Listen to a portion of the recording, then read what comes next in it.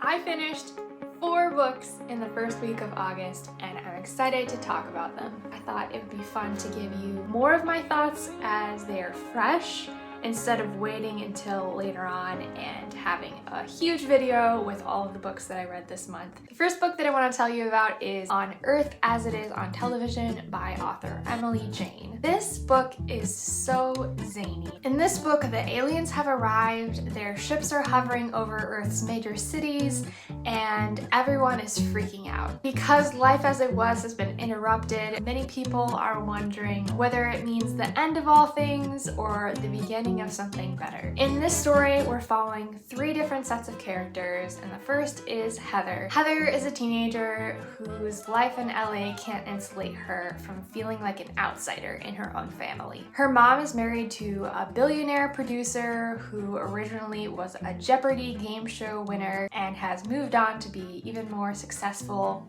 Her stepbrother is also Ivy League bound. He's very smart and very respected. Heather, on the other hand, isn't really sure what she wants to do next, and so she's decided to take a gap year before deciding what to do with her life. Oliver has been insulated in a different way, an internal blizzard that has wiped out his memory of who he is and where he came from. Meanwhile, Blaine and his wife and their 2 TV-addicted kids are living somewhere in the suburbs, and their life is fairly normal. Blaine's wife is definitely not normal, and he just kind of is endeared to her for her weirdness. They've had a pretty good relationship, a good marriage, a good life with their kids up until this point, but Blaine begins to suspect that maybe his wife is hiding some secrets from him, perhaps another relationship, and then the alien ships arrived. There's panic, there is escape plans, there is looting, and then suddenly, just as soon as they arrived, the aliens turn around. And the world really doesn't know how to move on from that. Some people have made too many end-of-the-world changes to go back to their life before, and the US government is trying to figure out exactly what the aliens were doing there in the first place, and maybe if there were any that are still living among us. In short, existential crises abound. This book is straight up zany, but author Emily Jane's writing is very easy to sink into.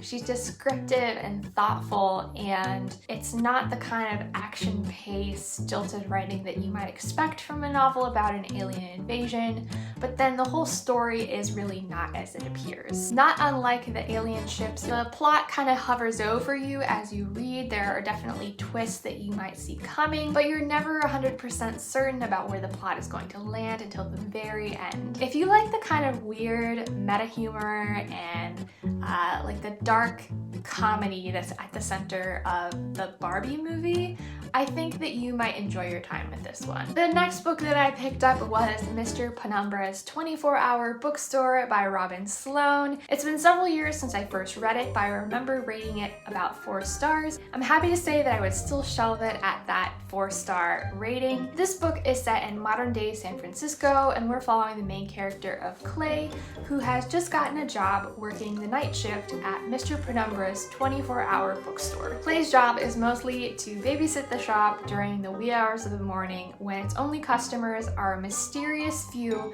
who come to borrow a book from the back of the store. Clay learns quickly how to carefully shuffle up the ladder to the several stories high shelves and get the volumes that are requested. He gives them to the borrower and he makes a careful log of their appearance, their name, the time that they came in, and what volume that they borrowed. He's kind of taught himself what he needs to know to be able to get through other jobs. He has some experience with graphic design, coding, digital marketing, and so when he finds out that this shop really isn't making much money by selling books, he decides to start some Google ads and see what that yields. As we're following Clay trying to figure out exactly how this store is making money, we realize that the mysterious customers are also trying to solve a puzzle of their own. I don't want to give away anything more about this one. As I mentioned, it's a quick read. It does feel kind of like a quest story, but with a modern twist because technology is involved in the puzzle solving. Clay is a really witty thinker. The side characters that he meets along the way that help him in his quest are also really fun, and I enjoyed my time with them as well. I have a lot of love for for this book cover design. I love the choice of the handwritten font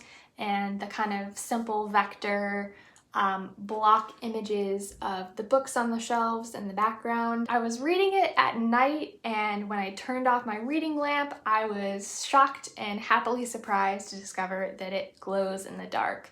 So that's another win for this book cover design. If you like books that have a puzzle to solve, some high stakes, a secret society, or a strategically planned heist, I think that you're really going to have fun with this one. By the way, if any of those keywords that I just mentioned caught your attention and another book came to mind, please recommend them in the comments, because I know I'm not alone in wanting those types of fun books to read. If you read this one and you loved it, I would highly recommend continuing on and reading Robin Sloan's other book, Sourdough. It's a very different type of story, but her writing and her portrayal of different zany characters is very consistent, and I enjoyed that one as well. Next book I read was The Unbreakable Heart of Oliva, Denaro by Viola Ardone. And this book is set in southern Italy in the 1960s. While Oliva is a fictional character, it's based on the true story of a young woman named Franca Viola. She was kidnapped, she was the victim of SA, and an article of the Italian legal code at the time dictated that the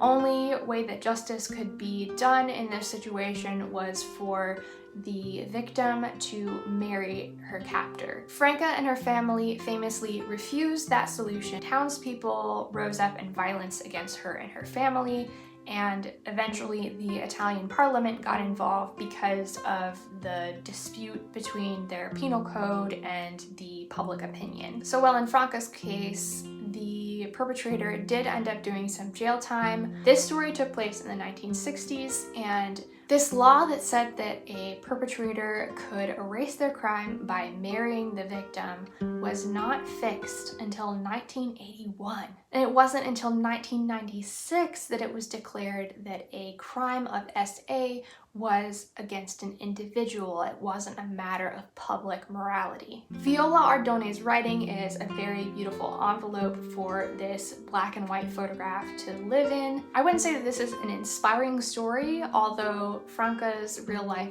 bravery is something to be emulated. It's more infuriating to me that this situation is not irrelevant to today. We still have an awful lot of lingering small-mindedness regarding women's freedoms and protections. I didn't want to end my video on this book, so I am moving on, but I will say that this book came with quite a few trigger warnings, and I would be mindful of that going into it. The next book that I read is not a biography, it's not based on a true story, but it is rather a memoir told in some really comedic essays by actor and director Lauren Graham. If you're looking for a book where Lauren Graham spoke of her experience on the hit show Gilmore Girls, I would suggest reading her other book, Talking as Fast as I Can. Past that season of her life, she still looks back with gratefulness on her time on the show, but she's writing from her early 50s, and so she has more musings on the entertainment industry as a whole and her experience breaking into directing, as well as